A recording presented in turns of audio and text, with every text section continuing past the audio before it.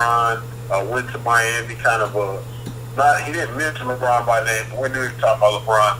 But he had seen his dudes in OKC as far as staying there long enough, 7, 8 years between there and Seattle. I think for me it was just the fact they were up at 3-1. I still can't believe they gave away game 6. But you're right, he was probably going to leave unless they won the chip, and then he might have came back, felt inclined to sign a short-term deal to see if they can defend it or how many they can win over a 3-year period. But my emotion with it, I didn't vilify him. I just said I wouldn't like him. Now I'm over it, and I enjoy watching him play the kind of basketball he plays offensively as a 7-foot small forward.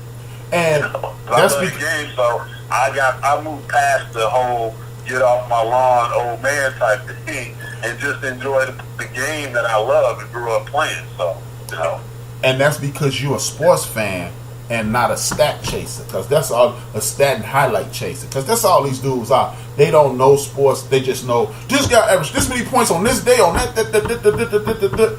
Look, man, you a Googler. You're not a fan. I'm sorry. Yeah. You're a Googler. That's all you are. You're a Googler. You're not a fan, because if you're a fan, you ready to see it. The fact, and then I'm gonna get on it. Man, thanks for calling in. Man, appreciate the call, brother. Hey, brother. Hey, I'm gonna be in town this week. Tomorrow, I'm gonna hit you up, man. Maybe we can link up. But I want to talk to you about. I haven't done the NBA show. I want to link up with you about doing the show, and then maybe getting you on to talk NBA basketball. So I can do a preview show. But I'll hit you up, man. I land in the morning, so I'll hit you up, man. I'll be in town till Monday.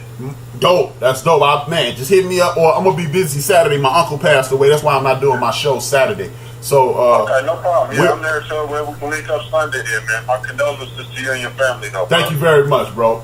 Right, post your information in the group too. Post your information in the chat. All right, thanks, bro. Peace out. Thanks for the call. Appreciate it. All right, no problem, bro. Man, once again, y'all, that's Doc Bear, the Angry Black Man. Check him out tomorrow night. It's going down, man. The man got one of the dopest shows on Spreaker, man. Man, I'm begging everybody who follow me to follow Doc Bell, follow people like Jungle Brother, follow the Barbershop Show with Trey and Maestro.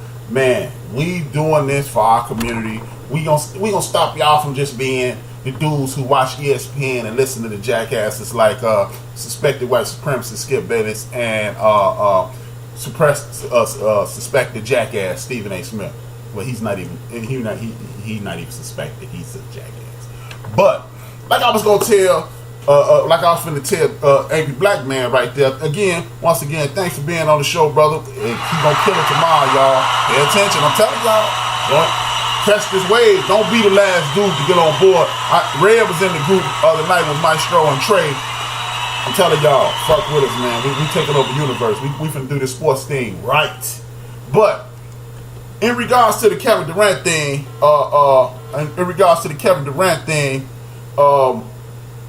nobody takes into consideration of this.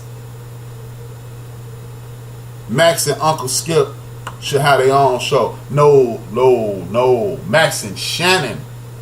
Joe from Houston, I would say Max from Shannon. Y'all see Angry Black Man posted the show, man. Mess with the man. Click on that link, man. Follow that brother. Get in tune, man. We taking over this black sports thing, man. Uncle Shay. Okay. Yes, sir. That'll be a dope show. Shannon and Max, man, they two intelligent guys. They two articulate guys. They're real funny. I think that'll be a dope show. And they are well-rounded with their thoughts. But back to the OKC Kevin Durant thing. This is something that most people that diss Kevin Durant for leaving OKC, I don't think they pay attention to this. And that's this. OKC was the original super team.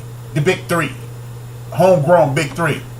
I can't remember the point guard they had. If anybody in the chat room remember that point guard they had before they moved Russ to point guard. Little light-skinned dude who blew out his knee. They had the point guard. They had Russ. They had KD. And they had James Harden and Ibaka coming off the bench.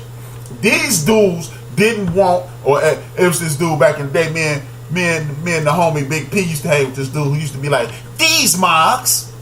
Anytime he talked about anybody, he started off with these marks. But I'm going to hit it with that. These marks didn't want to pay James Harden. They didn't want to pay Eric Maynard. Exactly. They didn't want to pay Russell Westbrook, Kevin Durant, Serge Ibaka, and James Harden. They lost James Harden for $6 million.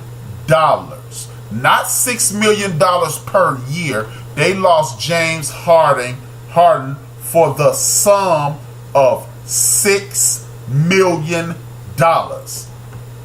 They didn't want to pay that. VCU. Oh, he from VCU. I did not know that. Man, good looking now. Joe from Houston. Man, much love. So, when you look at Kevin Durant, it's easy to blame the homie Russell Westbrook because he does, to quote the Wu-Tang Clan, his style is running wild like a child in a walker, but it's difficult to play with. But at the end of the day, let's stop putting blame on management, y'all. They didn't want to pay Serge. They chose to pay Serge Ibaka instead of James Harden. They chose to say, no, James, we're not going to give you $6 million over the course of your contract. We're going to get rid of you because we don't want to pay the luxury tax. What does that mean to y'all? That means the excuse me. That means the Oklahoma City Thunder management did not want to pay for your entertainment. So why should Kevin Durant stay? See, we could get mad at Russ. Excuse me. We can make Russ the scapegoat because that's the easy thing to do. But the management blew that deal, man. So don't get mad at him because, okay, would you have been mad if he'd went to San Antonio? They figured out a way to make him the villain and go down there with Pop. He'd have been a super villain. He'd have been Lex Luthor. He took his ass down or went over to Cleveland and played with LeBron. He'd have been a super villain. Everybody would have been mad at that dude. He wanted to play with LeBron. Oh man, yeah, man, that dude, man, he a pussy, man. He playing with LeBron. The media would have made him a super villain. He'd have been Lex Luthor. I'm telling you. So ain't nobody. Why the hell would I leave OKC and go to where? Where the hell am I gonna go? So I ain't going to Boston because Boston wasn't good at that time. I ain't going to Philadelphia. They wasn't good at that time. I'm damn sure not going to the Knicks. It was a shit show up there. I'm not going to the Lakers because Kobe was shooting all the balls and I couldn't get no shine. And let's not forget, you had Jim Buss and Mitch Kupchak running it, and Mitch Kupchak looked like he had lost his fastball in regards to running the basketball team. So where the hell was he supposed to go? Ain't nobody going, oh man, let me go on up to Milwaukee and see if I get it cracking. Hell no, let me go to Detroit. They ain't got nobody, let me get it cracking. I'm going where it's easy. Hey man, I don't give a damn who you are. You take the path of least resistance.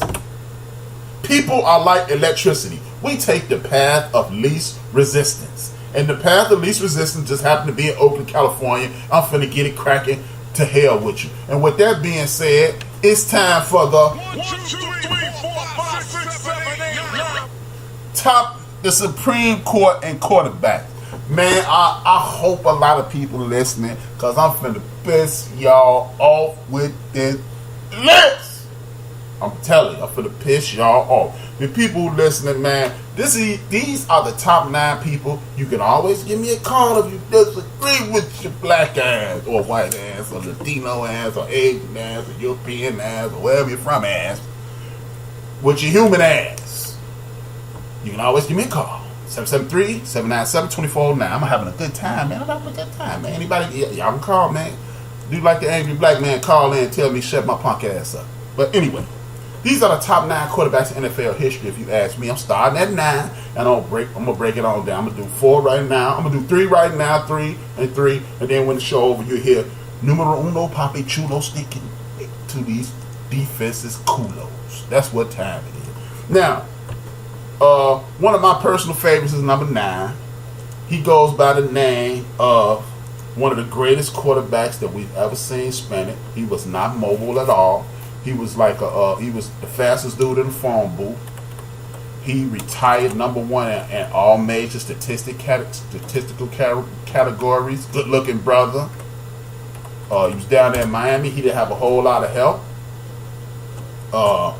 This is a dude who, from the day he hit the scene, he took over the NFL. He retired with 200 average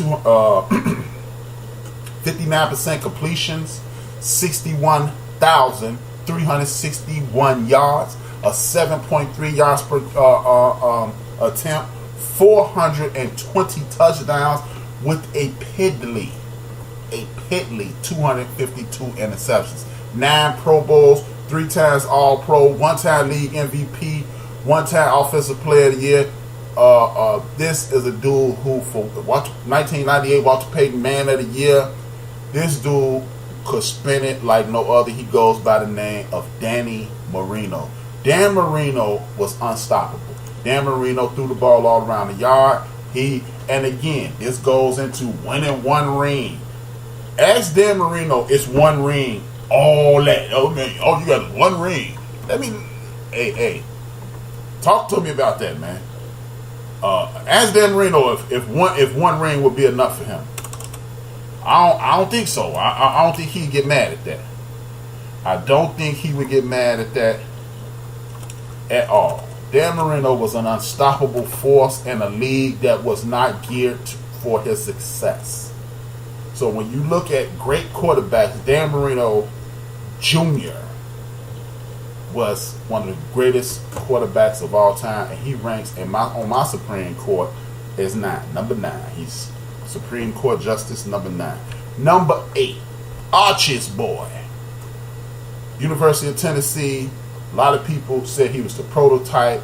This is a dude who dominated the league. 14 Pro Bowls, 7 All-Pro, 2 Super Bowl championships, 5 league MVPs, 2012 Comeback Player of the Year, 2013 Offensive Player of the Year, retired with a 65.3% completion rate, retired the number 1 leader. He retired all-time leader in yards at 71,940, 7.7 yards per carry, 539 touchdowns, to 1 less touchdown than Dan Marino. I never knew that. 1 less interception than Dan Marino, 252, which is fucking awesome. This dude set the stage, and it's kind of dope that he did it this way. And what I mean by dope that he did it this way, he did it in a Colts uniform. Do you know how difficult it is to become considered one of the greatest quarterbacks in history, and potentially not even the greatest quarterback in the history of your team? Listen to what that is, man. This dude is one of the greatest quarterbacks in the history of the league, and it's an argument between him and somebody else being the greatest quarterback in the history of his team. He goes by the name of Archie's boy, Peyton Manning, man. One of the best people, one of the best quarterbacks in league history. He's Justice number 8, and on the end of the bench, quarterback Supreme Court. If you disagree, call, hit the chat room, say what you're gonna say, but it ain't gonna change nothing. I forgot, that's Joe, homie. Joe from Houston, that's his man, that's his team. How you from Houston? Root for the Colts. I ain't gonna hate on him. That was a low key hit. But Justice number 7 goes by the name, I'm not going to go tell you his name. He retired. 58.8% completion. 43,000 yards, which was an insane amount of yards at that time. 7.7 yards. But look, check this out. 254 touchdowns and 242 interceptions. I know when you hear that, you go, man, what the hell? But this was a different time, a different day. It was a league that was primarily based on passing. This is a dude who led one of the greatest offenses in the history of the game. 1982 AP Player of the Year, 6-time Pro Bowler, 2-time All-Pro. He is in the Hall of Fame. He goes by the name of Dan Fouts, the leader at Coryell. If you ever want to watch some old school highlights, it was Bombs Away. Him and Keller Winslow Sr., him and Hall of Famer Keller Winslow Sr., him and Hall of Famer Charlie Joyner, him and John Jefferson, Chuck Muncie. This was the original greatest show on turf, people. This was real deal, high flying football. I seen him shoot it out with Bob Greasy. I seen him shoot him out with David Woodley. I seen him shoot it out with Dan Marino. One of the greatest quarterbacks you'll ever see. And with that being said, let's move on to another section of the show. We're going to finish the Supreme Court at a different time of the show. Just want to give y'all the first 3 of the 1, 2, 3, 4, 5, 6, 7, 8, 9. greatest quarterbacks in NFL history. Now, back